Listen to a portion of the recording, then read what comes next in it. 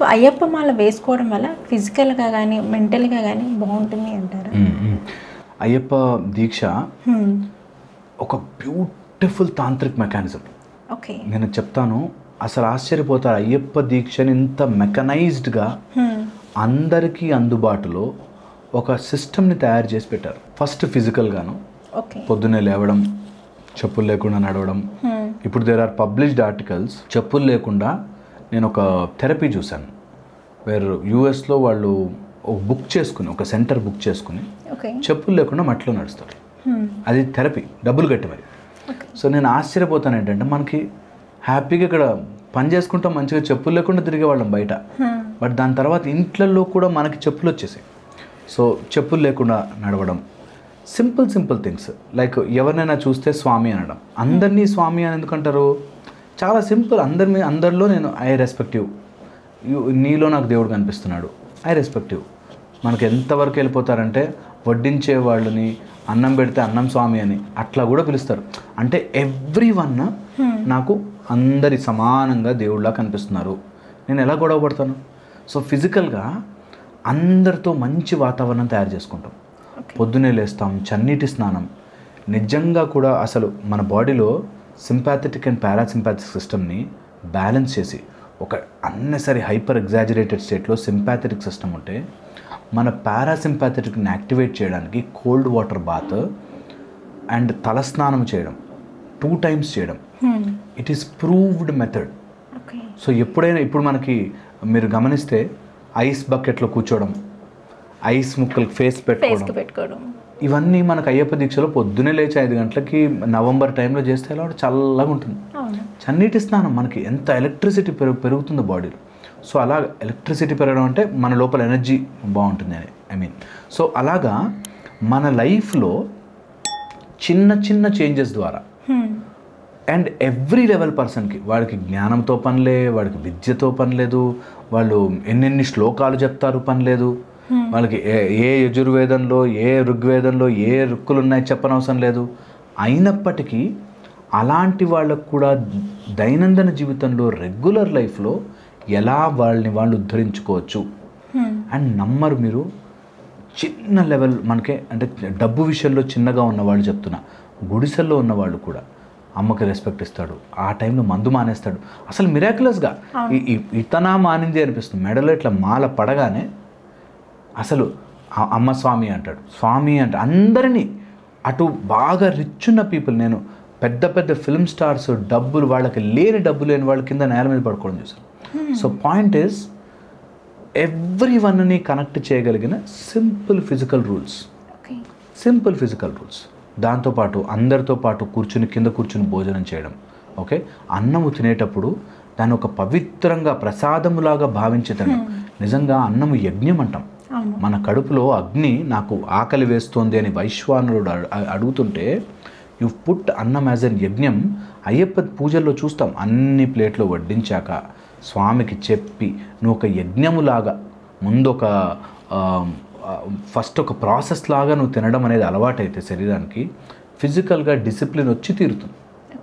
Okay, ఇలా ఇంకా చాలా నియమాల వల్ల ఫిజికల్గా అండ్ మెంటల్గా ఎంతో తెలియకుండానే మన లోపల వైఫ్ అంటే హేట్రేట్ రావడము, లేకపోతే ఎవరితోనో కోపం రావడము, అప్పులు చేయడము, దొంగ మాటలు చెప్పడం, అబద్ధాలు చెప్పడం, ఇవన్నీ మన ఒక రోజులో కట్టయిపోతుంది. అబద్ధం చెప్పకూడదు, నేను కోపం తెచ్చుకోకూడదు, ఎందుకులే ఎవరైనా ఊరికే బూతులు మాట్లాడకూడదు. ఎన్ని రకాలుగాను మైండ్ని కంట్రోల్ చేయడం. సడన్గా తెలియకుండానే బూతులు వచ్చేస్తాయి కొంతమందికి, తెలుసా?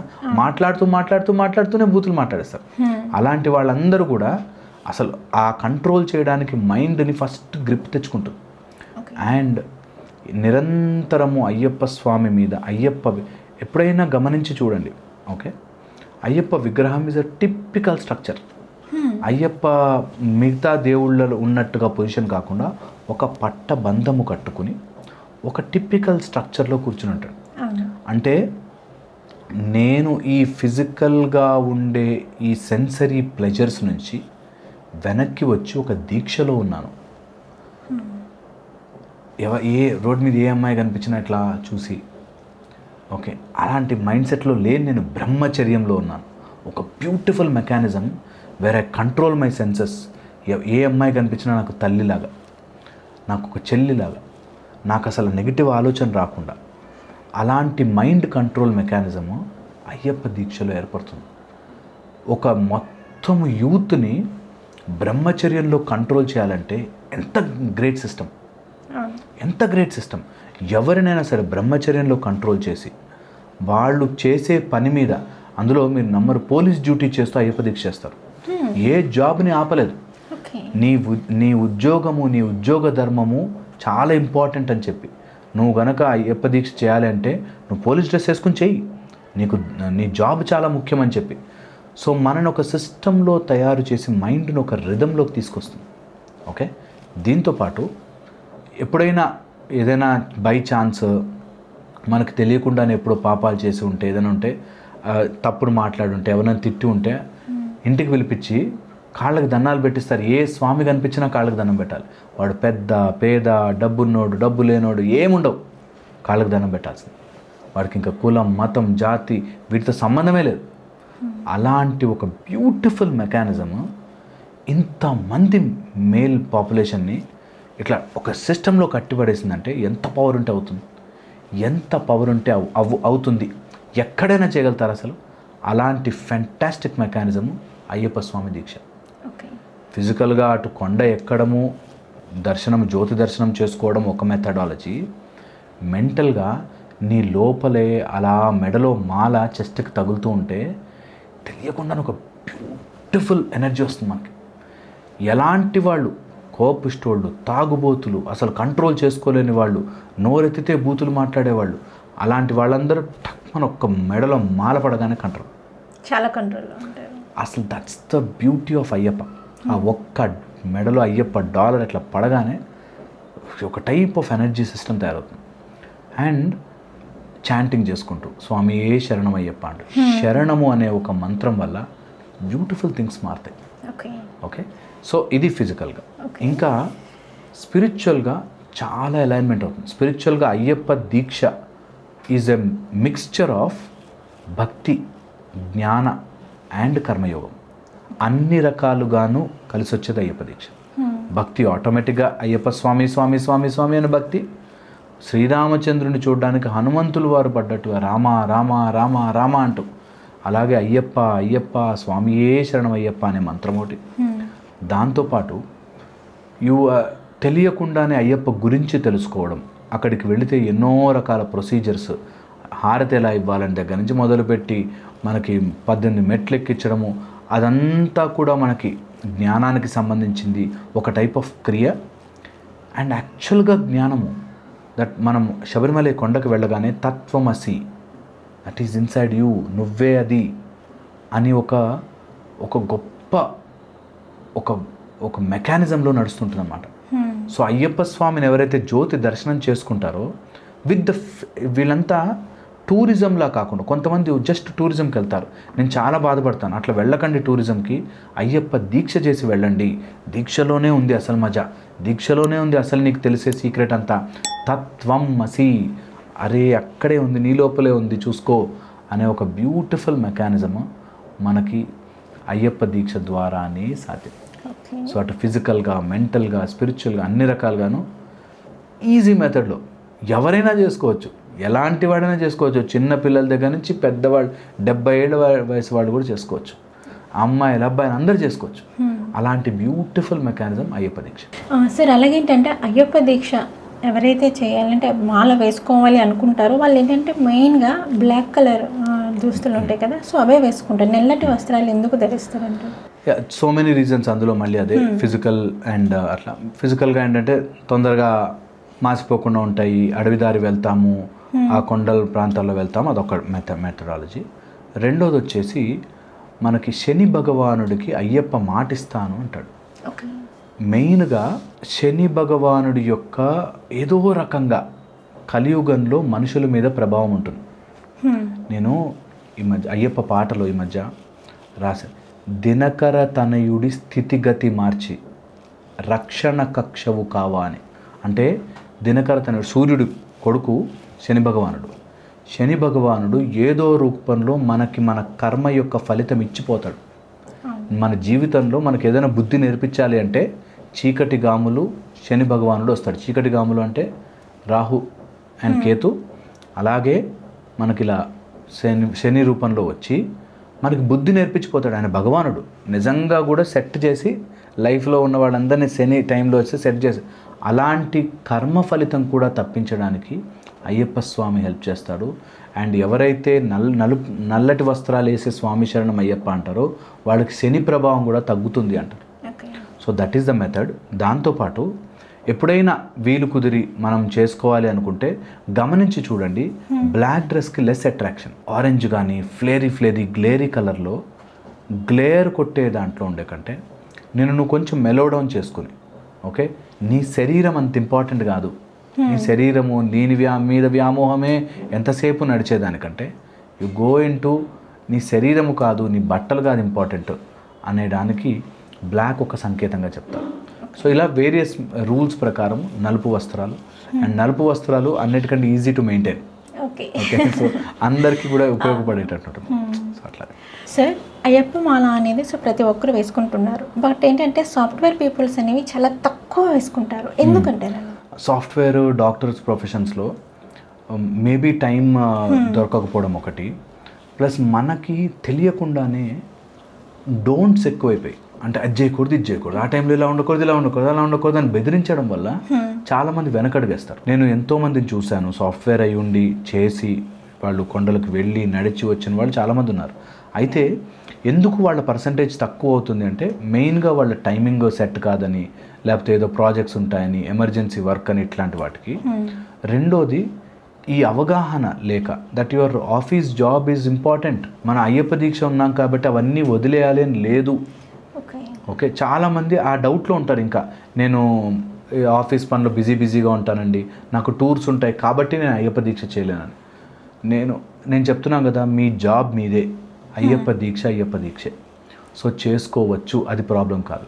చాలామంది డాక్టర్స్ చూసాను నేను, వేర్ అయ్యప్ప దీక్ష చేద్దాం అనుకుని 10-15 years లేట్ చేసిన వాడు. చేద్దామని, కానీ నాకు కుదరదండి, నేను అలా ఉండలేనండి. నేను ఎంతోమందిని చూసాను. ఇది కూడా కామన్ ప్రాబ్లం, దట్ ఇంట్లో పెట్టుకునే ప్లేస్ లేక, ఇంట్లో విగ్రహం పెట్టుకున్న ఫోటో పెట్టుకునే ప్లేస్ లేకనో, మా ఇంట్లో చిన్న రూమ్ అనో చిన్న గదనో ఇట్లా ఏవో కారణాలు చెప్పి పుష్ చేస్తుంటారు. అయ్యప్ప దీక్షని నిజంగా ఎంజాయ్ చేయాలనుకుంటే అలాంటి కష్టాల మధ్యలో చేస్తేనే లైఫ్ చాలా బాగుంటుంది. Actually it's an experience that ఎంత ప్రాబ్లం ఉన్నా నేను అయ్యప్ప దీక్ష చేశాను, ఈజ్ అ బ్యూటిఫుల్ ఎక్స్పీరియన్స్. అది చెయ్యాల్సిందే. అండ్ నేను ఆర్మ్డ్ ఫోర్సెస్ ఆఫీసర్స్ని చూశాను, ఆర్మీ ఆఫీసర్స్ని, వెరీ రేర్ పీపుల్. మీరు అసలు నమ్మరు, నార్త్ ఇండియాలో చలి గడ్డ కట్టుకుపోతున్న చలిలో అయ్యప్ప దీక్షలు చేస్తున్నారు ఇప్పుడు. నార్త్ ఇండియాలో -3, -2 దాంట్లో చెప్పులు లేకుండా అయ్యప్ప దీక్షలు చేస్తున్నారు ఇప్పుడు. చేసి ఢిల్లీ నుంచి, ఇప్పుడు నాతో పాటు ఒక బ్యాచ్ వస్తారు, ఢిల్లీ బ్యాచ్, వేర్ ఢిల్లీ నుంచి వస్తారు జనాలు మనకి. సో పాయింట్ ఈజ్, అంటే అంత చలి నా వల్ల కాదండి, అంటే నేను ఆ టైంలో అలా ఉండలేనండి, అక్కడ మా దగ్గర గుడి బాగుండదండి, ఏవో చెప్తారు కారణాలు. నువ్వు స్టార్ట్ అయితే చెయ్యి, అన్నీ బాగుపడతాయి. సో చాలామందికి అర్థం కాదు. అండ్ నేను చెప్తున్నా కదా, ఈ వీడియో ఫుల్గా చూసి వాళ్ళు ఫిజికల్గా, మెంటల్గా, ఎమోషనల్గా, స్పిరిచువల్గా ఎన్ని చేంజెస్ జరుగుతాయి అయ్యప్ప దీక్షను అలా నమ్మి చేస్తే అని అర్థం చేసుకుంటే most of them will change. Sir, మీరు అన్నట్టుగానే ఇందాక దీక్షలో వన్స్ ఒక్కసారి మన మెడలో మాల పడింది అయ్యప్ప స్వామిది, సో ఎంత బాగుంటారంటే చెప్పలేరు అనేసి లాస్ట్ టైం మాకు చెప్పేశారు. కానీ ఈ 42 days ఎంత నిష్ఠగా చేస్తారో ఆఫ్టర్ 42 days తర్వాత ఎందుకు అలా ఉండలేరంటే, ఎప్పుడు కూడా మాయ పనిచేస్తుంటుంది, మాయ అట్లా కమ్మేస్తుంటుంది. మెడలో మాల తీయగానే నేను ఎప్పుడు అంటుంటాను, ఇందులో ఫస్ట్ ఈజ్ మనం చేస్తున్నట్టు కాదు దీక్ష, మాల చేయిస్తుంది, అయ్యప్ప స్వామి చేయిస్తాడు, ఇది నెంబర్ 1. సెకండ్, ఇదంతా కొంతమంది ప్రెషర్తో చేస్తారు. నేను మొక్కుకున్నా కాబట్టి చేస్తున్నా, మా ఇంట్లో వాళ్ళు నా దోస్తులు పోతున్నారు కాబట్టి నేను చేస్తాను, ఇట్లాంటి బ్యాచ్ ఉంటారు ఎప్పుడు. వాళ్ళు ఏంటంటే ఇంకా కొండ దిగుతూనే డైరెక్ట్ వైన్ షాప్కి వెళ్ళిపోతారు, ఇంకా శబరి కొండ దిగుతూనే. నేను చాలామందిని చూసాను అట్లా. ఇంకా అసలు ఆ దారి అంతటా కూడా అలాగా వాళ్ళ అసలు ఎంత పాపం అది, అంతకంటే పాపం ఇంకేమైనా ఉంటుందా? దట్ నేనేదో బలవంతంగా వెళ్ళి నేను చూసి వచ్చేసానికి అయిపోయింది నా పని, అర్జెంటుగా వెళ్ళి తాగేయాలి అనుకునేవాళ్ళు. అసలు అది చేయకూడని పాపం అది. అంటే దీక్ష విరమించిన తర్వాత నెక్స్ట్ డే కానీ ఆ నెక్స్ట్ డే కానీ నాన్ వెజ్ కానీ మీరు చెప్పినట్టు డ్రింక్స్ లాంటివి కానీ తీసుకోవచ్చు అంటారా? ఎన్ని డేస్ తర్వాత తీసుకోవచ్చు అంటారు? డేస్ అని కాదు, అసలు ఎప్పుడు తీసుకోకూడదు అవి ఒకసారి చెప్తే. కాకపోతే కొంతమంది ఇప్పుడు ఇంటికి వచ్చి మళ్ళీ పీఠము కదిలించేసి మాల విసర్జన అయిపోయాక, గురువుతో కానీ తల్లితో కానీ విసర్జన అయిపోయాక, దాని తర్వాత మనము అప్పటిదాకా జుట్టు పెరిగిపోయి ఉంటుంది కాబట్టి హెయిర్ సలూన్కి వెళ్ళి ఫినిష్ చేసి వచ్చి స్నానము చేసి దీపం పెట్టి ఆ దీపము కొండెక్కాక నార్మల్ జీవితంలోకి రావాలి అంటారు. అందుకే అయ్యప్ప దీక్ష ఈజ్ ఎ వ్రత దీక్ష, సన్యాస దీక్ష కాదు.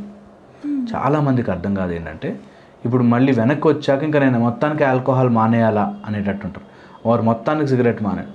నువ్వు వ్రతం పెట్టుకున్నావు, ఆ 41 రోజులు దీక్ష చేసావు, నిష్టగా చేసావు, అది నువ్వు అనుకున్నావు కాబట్టి చేసావు. బట్ అందులోంచి మంచివి కంటిన్యూ చెయ్యి అంటారు. ఎప్పుడు కూడా ఇప్పుడు మనం ఉంటున్న ప్రపంచంలో, ఇప్పుడు మనం ఉంటున్న టైంలో, కలియుగంలో నువ్వు కంప్లీట్గా సన్యాసం ఉండకూడదు. నువ్వు కర్మ చెయ్యాల్సిందే, నువ్వు వెళ్ళాల్సిందే లైఫ్లోకి. అట్ ద సేమ్ టైం చెడు మార్గం నుంచి మంచి మార్గంలోకి పో.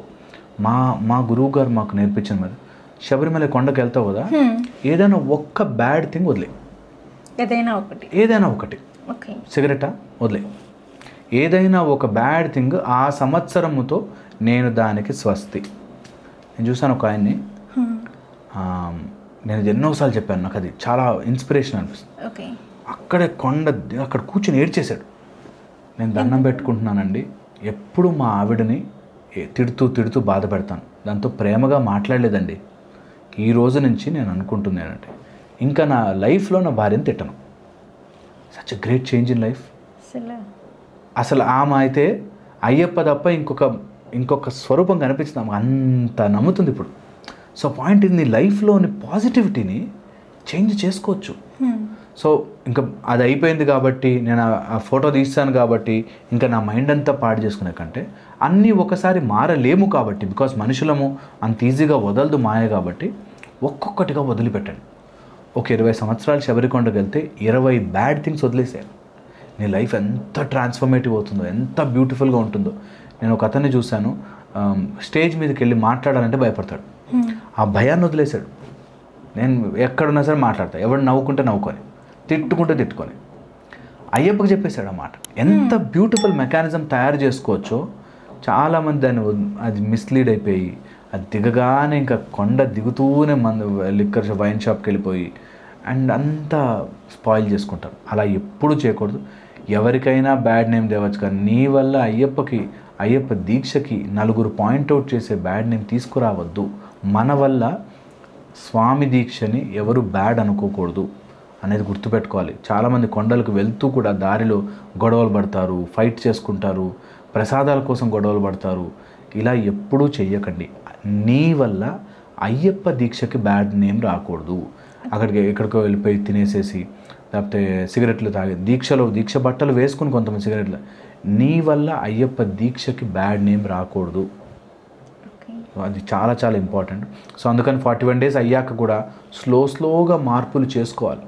చిన్న చేంజెస్ చేసుకుని మన లైఫ్లోకి కంప్లీట్గా అయ్యప్ప మన జీవితంలోకి వచ్చేటట్టుగా చేసుకోవాలి. ఓకే సార్, అయ్యప్ప దీక్ష వలన మనకి ఎటువంటి బెనిఫిట్స్ ఉంటాయి ఏంటి అనే వాటన్నిటి గురించి అయితే మాకు ఒక క్లారిటీ ఇచ్చారు. Thank you sir.